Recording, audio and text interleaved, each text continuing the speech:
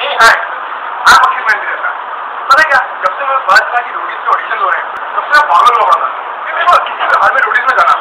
और दिल्ली के ऑडिशन में गया, देखा क्या हाल हो रहा है वहाँ पे, तो उसके बावजूद 10-12 घंटे खड़े के बाद भी कुछ हुआ ही नहीं, ऑडिशन भी नहीं हुए। फिर मैं बोला चलो मुंबई के ऑडिशन में जाऊंगा, वहाँ कुछ ना कुछ तहलका मचाऊंगा और इम्प्रेस कर दूंगा, सबको मतलब मजा आ जाएगा। लेकिन फिर पता चला मुंबई के ऑडिशन से कैंसिल हो गए।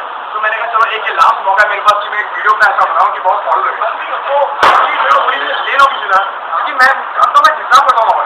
अगर आपको सही लगा तो मैं किसी से पूछवाएगा कौन है भैया, एक मिनट इधर ये भैया आप एक बार बोलो, ये लड़का बहुत मस्त है और इसको आप ये लो बोलो, दे लो। हाँ इसको शो में ले लो, बहुत बहुत मजा करेगा यार। ये लो बोलो, ये बड़ा सब बेस्ट है, बेस्ट बेस्ट है बेस्ट।